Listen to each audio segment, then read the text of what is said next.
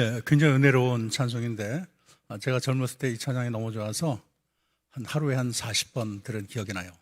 영락교회 이동범 지휘자리 독창한 곡이 있었는데 참 감동 많이 받았는데 오늘 또 우리 오연승 지사님을 통해 들어서 참 영광입니다.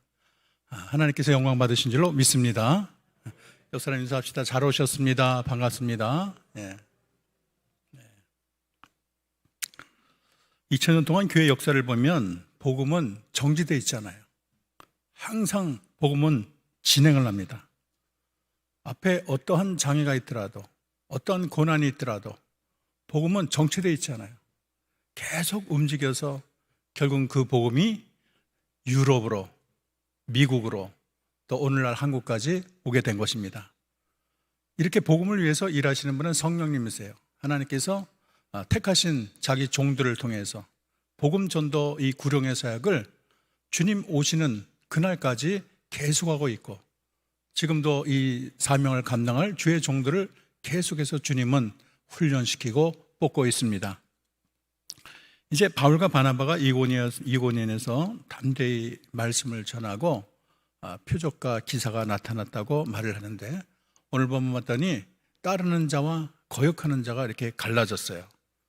그리고 얼마나 또 핍박을 받았는지 돌로 쳐서 죽이려고 하기 때문에 결국에는 거기서 도망가서 루가오니아, 루스드라 더베로 가서 복음을 전했다. 이것이 오늘 본문의 내용입니다.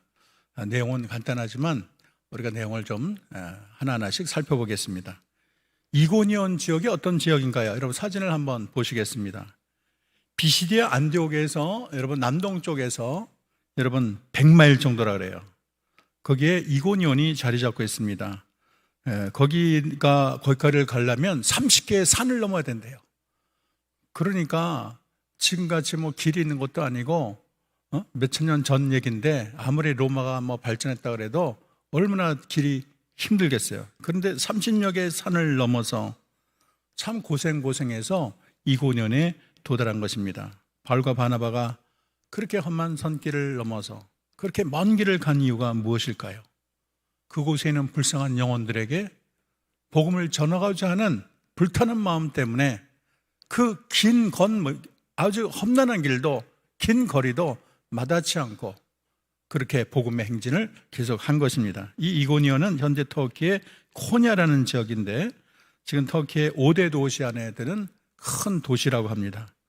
이고니온은 로마 제국의 클라우디우스 황제가 클라우디코니움이라고 할 정도로, 그러니까 클라우디우스 황제의 이고니온이라고 할 정도로 굉장히 중요한 도시로 여겼고, 또 국방에 있어서도 굉장히 아주 높은 중요성을 가진 그런 도시입니다.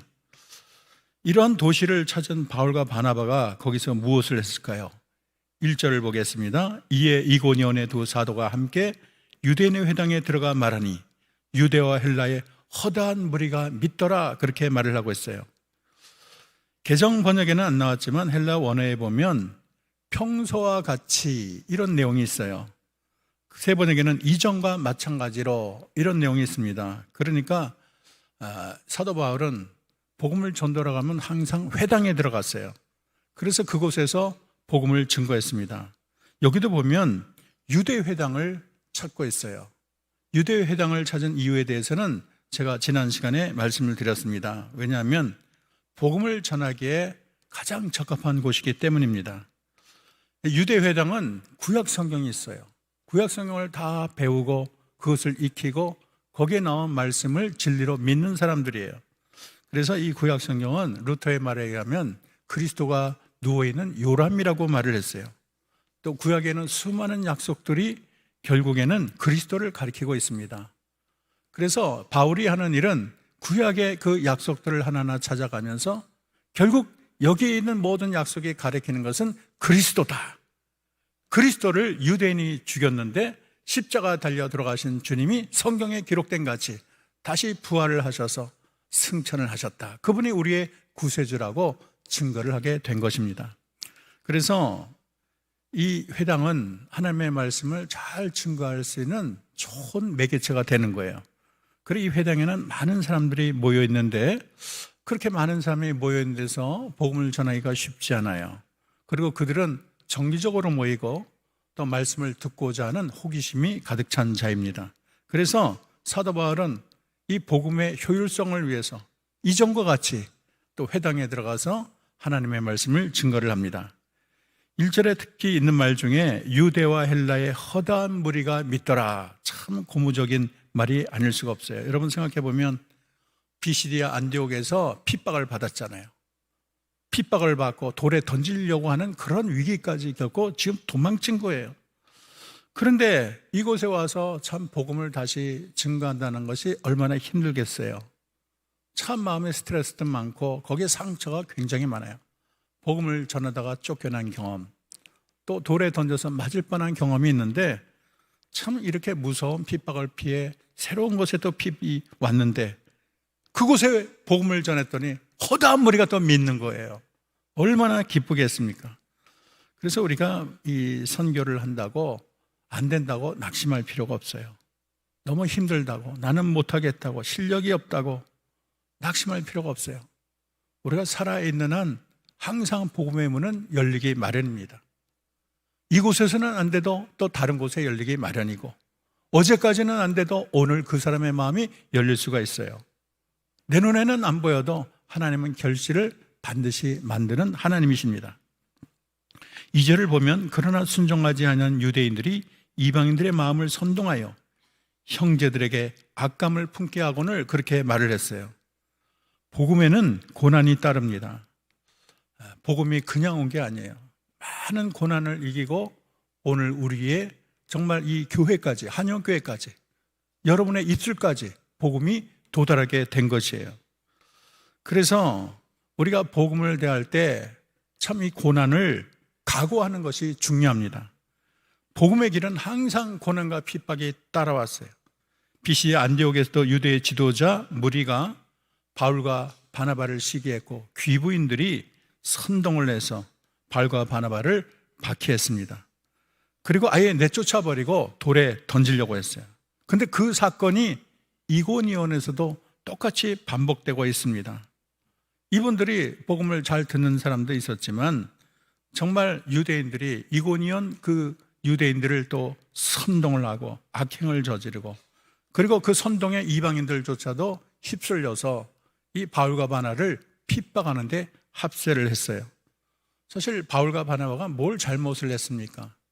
이방인들에게 뭐 그렇게 특별한 해를 끼칠 게 뭐가 있습니까?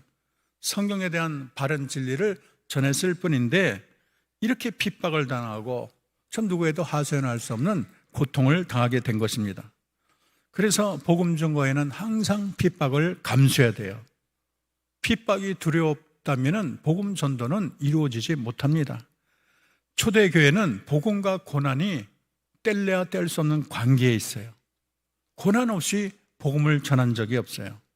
그래서 바울은 디모데에게 보낸 편지에서 이렇게 말합니다. 디모데후서 1장 8절 그러므로 너는 내가 우리 주를 증언한가 또는 주를 위하여 갇힌 자 된 나를 부끄러워하지 말고 오직 하나님의 능력을 따라 복음과 함께 고난을 받으라 그렇게 말을 했어요. 여러분 복음과 함께 고난을 받으라 명령할 정도로 고난 없이는 복음이 전파되지 않는 거예요. 그렇게 쉽게 증거되는 거 아니에요. 오늘날과 그때는 또 상황이 상당히 다르지 않습니까? 그때는 복음을 위해서 자기 목숨이라도 내어놓는 그런 처지예요. 목숨을 걸고 죽기 살기로 복음을 증거하는 것입니다. 그래서 이 그리스도인들은 자기가 당하는 고난이 참 이거를 감수할 준비가 돼 있어야 되고 또 이 고난 증거가 복이라는 것을 또 알아야 됩니다. 그리고 고난 중에도 굴하지 않는 불굴의 의지가 있어야 되는 거예요. 오늘 믿는 자에게 복음을 증거하다가 우리가 고난을 당할 때 우리들이 마음속에 다져야 될 자세가 무엇인가를 몇 가지 나누겠습니다. 첫째는요, 담대해야 합니다. 오늘 3절을 봤더니 두 사도가 오래 있어 주를 힘입어 담대히 말하니 그렇게 말을 하고 있어요. 주께서 그들의 손으로 표적과 기사를 행하게 하여 주사 자기 은혜의 말씀을 증언하게 하시고 바울과 바나바는 고난 앞에서 주눅들지 않았어요. 너무 스트레스 쌓인다. 고난만 보면 이제는 진절머리가 난다. 이제 도망가고 싶다. 그러지 않았어요. 그는 과감하게 고난을 이기고 승리하고 여기 참 놀라운 말은 이 복음을 전할 때 오래 있어 그랬어요. 고난을 맛보기만 해도 진절머리가 나고 도망갈 것 같은데 오래 있을 만큼 아주 담대하게, 아주 강건하게 복음, 고난과 맞서서 하나님의 복음을 담대히 정한 그들의 저력은 참 대단하지 않을 수가 없습니다. 그런데 여기에는 또 하나의 이유가 있어요. 그들의 손으로 표적과 기사를 행하게 하사 그랬어요. 복음을 강하게 담대하게 증거를 했더니 표적과 기사가 나타나는 거예요. 물론 표적과 기사가 우리가 믿는 목적은 아니에요. 그러나 하나님은 믿음을 위해서, 또 이분들이 전하는 말씀이 진실되다는 것을 알리기 위해서 이렇게 표적과 기사를 나타냈습니다. 무슨 말입니까? 하나님이 그들의 복음 전도의 우군이 되어 주셨어요. 하나님이 도와주셨어요. 저들이 말하는 복음은 가짜가 아니다. 역사와 기적이 나타난 것을 보니까 진짜다. 하나님이 함께 하신다. 깜짝 놀라고 그들이 그 복음을 마음속 깊이 받아들이게 된 것입니다. 그래서 우리 힘만으로는 주님의 복음이 어렵지만 우리가 복음을 증거할 때 하나님이 함께 한다는 것을 결코 잊어서는 안 됩니다. 하나님이 나의 우군이시고 하나님이 역사하시고 또 복음을 듣는 사람의 마음속에도 하나님이 간섭하시고 하나님이 함께하기 때문에 이 복음이 헛되지 않고 반드시 열매를 거둘 것이다, 이런 확신을 가지게 되는 것입니다. 두 번째 복음 증거는 고난을 무릅쓸 만큼 값진 것이라는 걸 알아야 돼요. 이 다이아몬드를 캐내는 일이 얼마나 힘듭니까? 하루 종일 일을 해도 그렇게 흙과 전쟁을 벌이고 바위와 싸우고 그래도 다이아몬드 별로 못 건져요. 그러나 조그만 다이아몬드라도 나중에 그를 수확하게 되면 얼마나 값집니까? 금을 넣는 것도 마찬가지예요. 사금이 금덩어리 나온 게 아니에요. 눈에 보일 듯 말 듯 그런 수많은 그런 암석을 그렇게 10번이나 그걸 녹이고 버리고 녹이고 버려, 그럴 때 금이 나타나는 거예요. 왜 이 많은 수고를 하고 힘든 고생을 자처합니까? 그것은 다이아몬드가 너무 귀하기 때문이에요. 금이 너무 귀하기 때문이에요. 우리가 정말 사랑하는 사람이 불 가운데 있으면은 그 불에 뛰어드는 거 안 된다고 알면서도 불 속이라도 뛰어가서 사랑하는 자녀를 건지지 않습니까? 물속에 자기 자녀가 헤엄치면은 수영도 못하면서 뛰어들어서 건지려고 하는 것이 바로 모성애가 아닙니까? 왜냐하면 그 사람이 너무나 귀하기 때문이에요. 근데 복음 전도를 우리가 생각해 봅시다. 복음 전도를 위해서 우리가 얻고자 하는 것은 사람의 영혼이에요. 사람의 영혼은 이 세상을 다 줘도 바꿀 수 없을 만큼 하나님이 가장 귀하게 여기는 것입니다. 그렇기 때문에 복음을 위해서 내가 고난을 받는다, 복음을 위해서 내가 많은 돈을 투자한다, 아까울 게 없어요.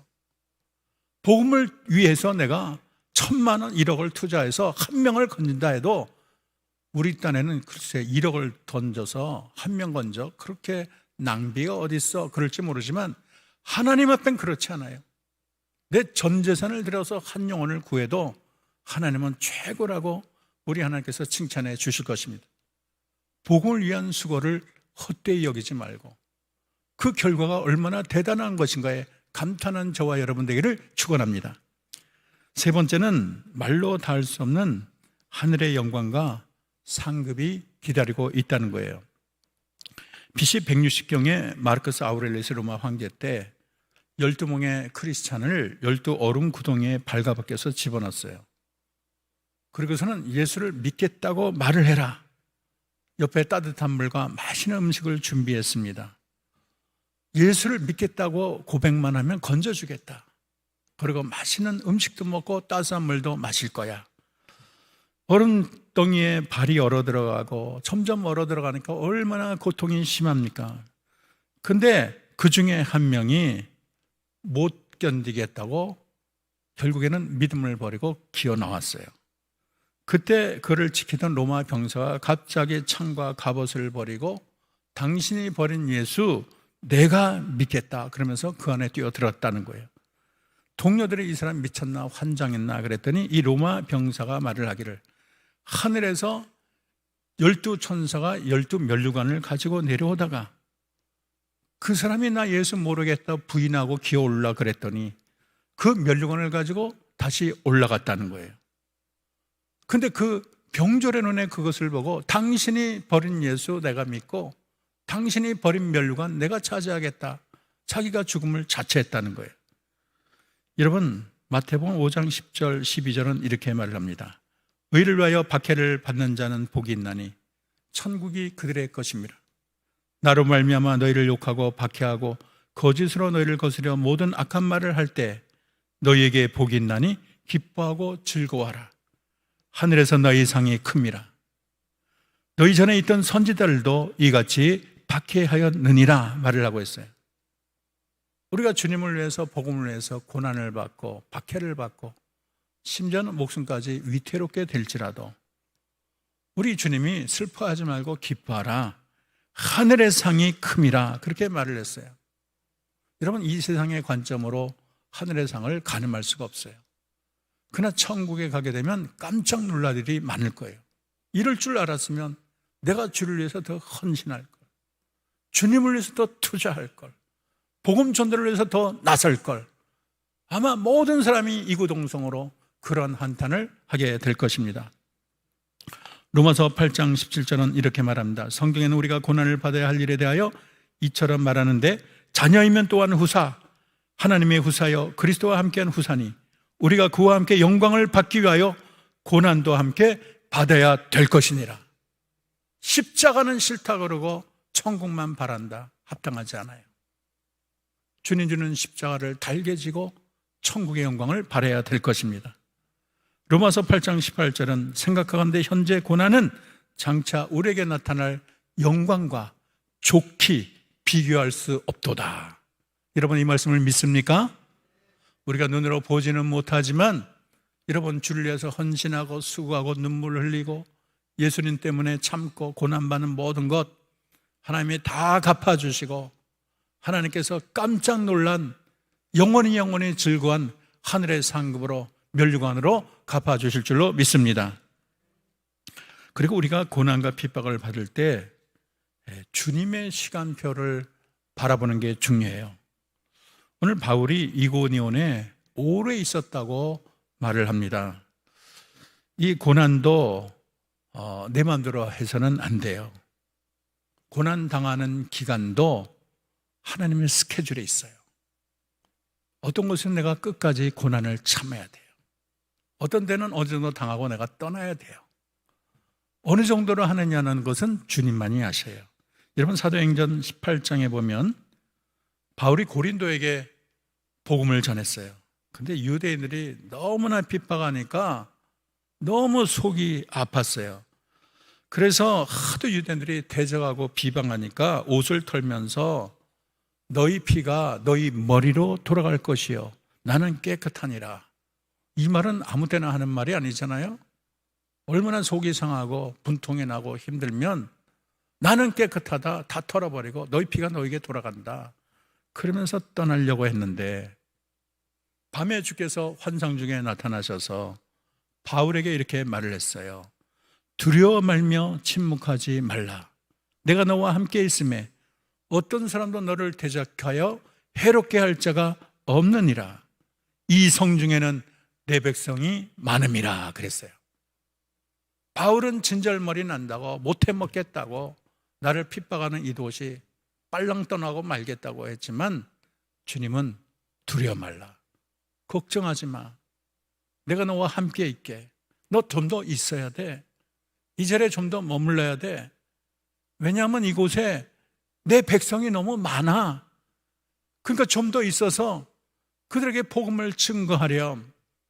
눈물 나고 힘들지만 좀 참으렴. 내가 많은 상급으로 갚아줄게 하시는 것이 하나님이세요. 그래서 그날 떠나려고 했는데 1년 반이나 그곳에 더 머물러서 하나님의 복음을 전했습니다. 여러분, 모든 것을 내 뜻대로 하지 말고 어떨 때는 고난의 자리에 이 자리를 뛰쳐버리고 싶고 관두고 싶고 아이 못해 먹겠다. 이제는 힘들다. 그러나 내 멋대로 하면 안 돼요. 항상 주님을 바라보고 주님의 뜻을 살펴야 돼요. 어떤 분은 교회 상처받았다고 교회 떠나고 교회 일이 어렵다고 떠나고 그래서는 안 돼요. 내 생각대로 이 중요한 일을 결정해서는 안 돼요. 모든 것을 하나님께 바라보고 하나님의 스케줄에 나의 고난의 시간까지 맡기는 저와 여러분 되기를 주의 이름으로 축원합니다. 오늘 결과를 봤더니 참 놀라운 것은 복음을 전할 때 아까 상처를 받았잖아요. 비시디 안디옥에서 완전히 쫓겨남을 당하고 상처를 받고 복음을 전했는데 많은 사람이 예수를 믿어서 얼마나 기뻤겠어요. 야, 이곳에도 새로운 역사가 나타나는구나. 신이 났겠죠. 즐거워서 어쩔 줄 몰랐을 거예요. 내가 포기하지 않고 이곳에 와서 복음 전한 거 너무 잘했어. 그렇게 참 자기 스스로 위로도 했을 것입니다. 그런데 모두가 그런 게 아니에요. 아까 말한 것처럼 자기를 정말로 원수로 생각하고 정말 의도적으로 악감을 품고 사람을 규합해서 자기에 대해서 비난을 하고 심지어는 돌을 던져서 사도 바울과 바나바를 죽이려고 하는 자가 있어요. 왜 복음이 들어가는 곳마다 이렇게 갈라지는 현상이 있을까?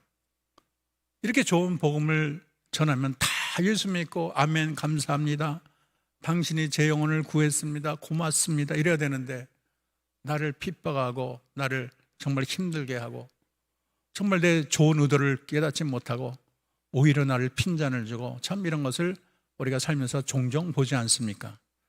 근데 이것이 당연한 거예요. 우리가 지난 시간에 배운 것처럼 로마 사도행전 13장 46절 48절 보면 영생을 주시기로 작정된 자와 그렇지 않은 자가 있다는 거예요. 이 복음이 그들을 갈라놓는, 구분을 하는 리트머스 역할을 하는 거예요. 복음에는 심판의 기능이 있어요. 복음이 들어가는 곳에 소란이 일어나요. 복음이 들어가면 구원받을 자와 구원받지 못할 자가 쫙 갈라지는 거예요.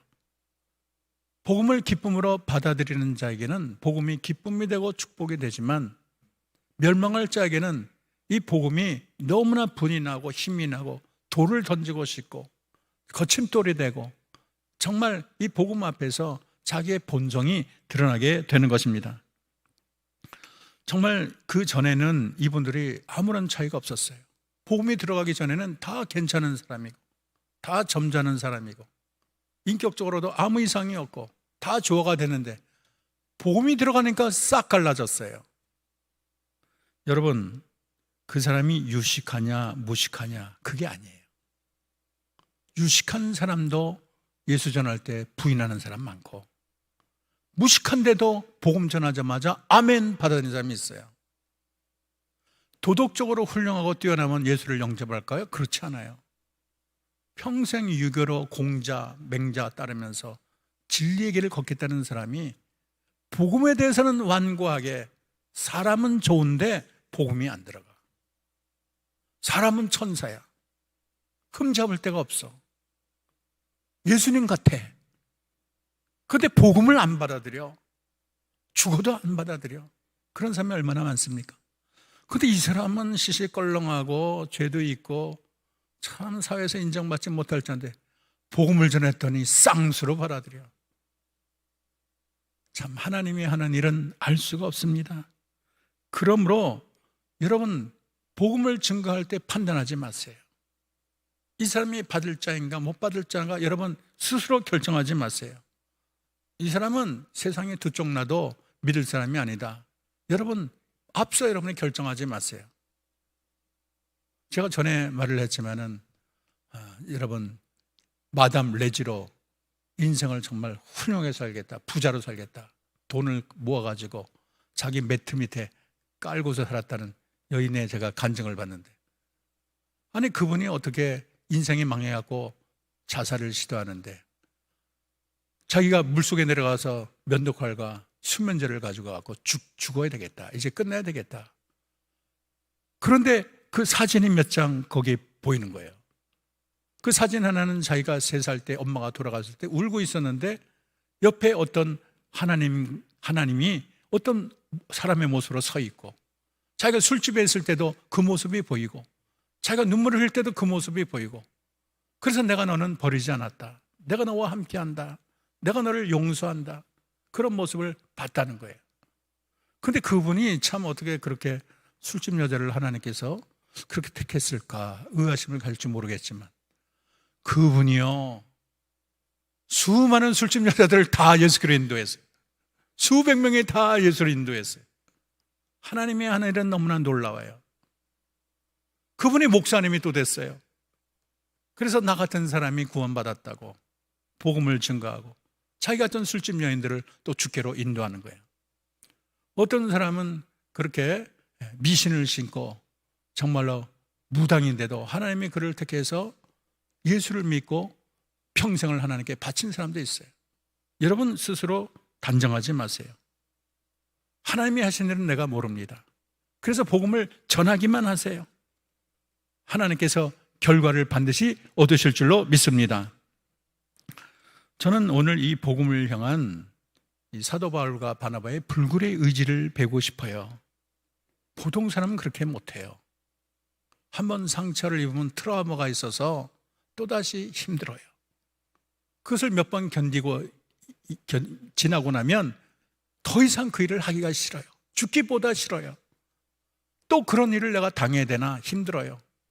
근데 이 바울과 바나바는 어떻게 된지 한번 그렇게 돌로 던질만 하고 내쫓음을 당해도 그 다음에 또 똑같이 서서 복음을 증거하고 또 그곳에서도 돌을 던질 만큼 그렇게 고통을 받아도 또 새로운 곳에 가서 복음을 증거하고 나중에 사도 바울은 아예 죄수가 되어서 로마로 죄인의 모습으로 로마의 심장까지 가서 복음을 전하지 않습니까? 이렇게 상처받지 않은 불굴의 마음을 참 우리가 배워야 되겠다 이런 마음이 간절합니다.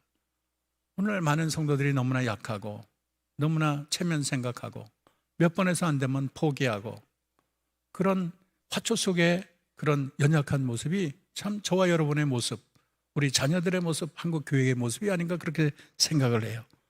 근데 오늘 사도 바울은 어떤 상황에 있어도 부르도자처럼 밀고 또 나갑니다. 좌절하지 못하고 좌절할 줄 모르고 또 넘어지면 일어나고 심지어는 돌에 맞아갖고 사람이 다 죽었다 떠났는데도 부스스 일어나서 또 회복하고 다시 복음을 해서 전진합니다. 이 바울의 불굴의 영성이 얼마나 대단합니까? 복음 전도는 중단될 수가 없어요. 아무리 핍박이 와도 그만둘 수가 없어요. 하늘이 무너져도 복음 전도는 계속되는 것입니다. 이고니의 전도는 그 결과에 대해서는 성경에 유감스럽게 어떤 교회를 세웠고 얼마나 많은 사람이 믿었다 이런 기록은 없습니다. 그러나 이고니온의 전도는 헛되지 않았습니다. 왜냐하면 그곳에 교회가 섰고 2차 전도 여행 때 보면 바울은 이고니온을 방문하고 있습니다. 이고니온에 대해서 두 명의 제자 이야기가 전해져 오는데 한 사람은 데콜라라는 젊은 여인이에요. 성경에는 이고니에서 어떤 핍박이 있고 그게 자세히 언급이 안 돼 있어요. 그냥 핍박을 받았다, 박해를 했다 이 정도만 기록되어 있습니다. 그런데 바울 행전이라는 그런 책을 보면 이고니온의 사건이 기록되어 있습니다. 그 내용이 너무 은혜롭습니다. 사도 바울이 회당에서 전도할 때 데콜라라는 젊은 여성이 손을 들고 내가 예수를 믿겠습니다 그렇게 고백을 했다는 거예요. 저는 세례도 받겠습니다 그를 말했다는 거예요. 이것이 계기가 돼서 많은 사람이 나도 믿겠어 하고 세례를 받았다고 합니다. 그랬더니 유대 사람들이 질투를 하게 되고 관원을 동원하고 핍박을 가는데 제일 먼저 손을 든 그 데콜라 여인을 화형에 처하기로 하고 바울과 바나바는 태형을 가했다고 합니다. 그들은 많이 떼어서 내쫓아라 매맞고 쫓겨나가 되고 그 여자는 이제 화형을 당하게 됐어요.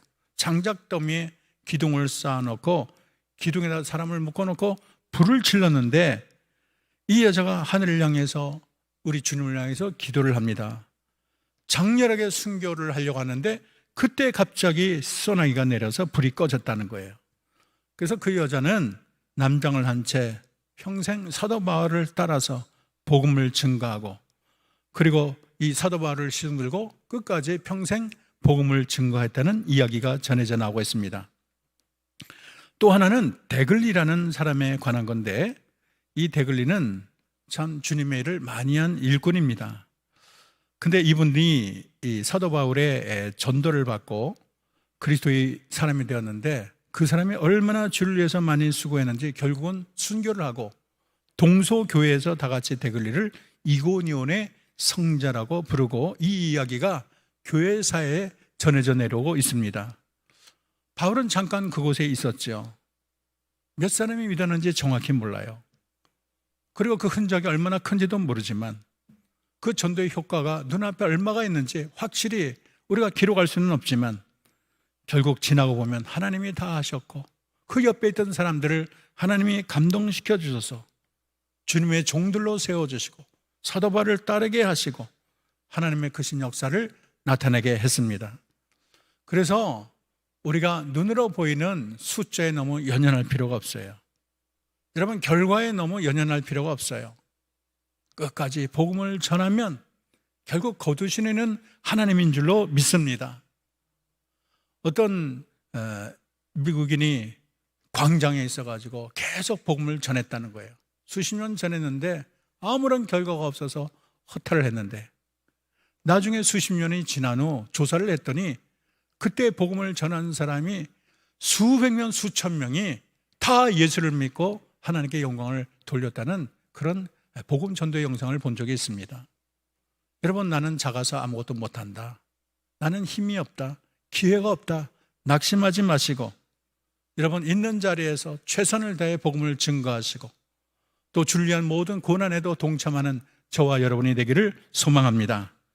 여러분 가운데 복음을 위해 고난을 받은 자가 있습니까?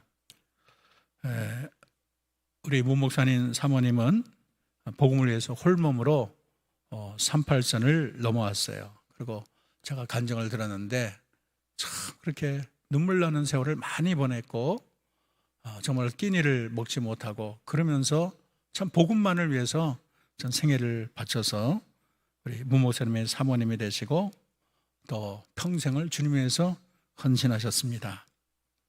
또 여러분, 신방을 하다 보면은 믿지 않는 남편 때문에 참 평생을 그 남편의 핍박을 받아가면서 신앙을 지킨 자들이 많이 있어요. 참 얼마나 대단합니까? 평생을, 사실 제일 복음 증거하기 어려운 자가 남편이잖아요. 또 아내입니다. 그런데 그 모든 고통을 끝까지 참으면서 남편 영혼 하나 전도를 위해서, 시어머니 전도를 위해서 모든 것을 다 참으며 하늘의 미랄이 되어서 복음을 증거한 그런 성도들이 많이 있습니다.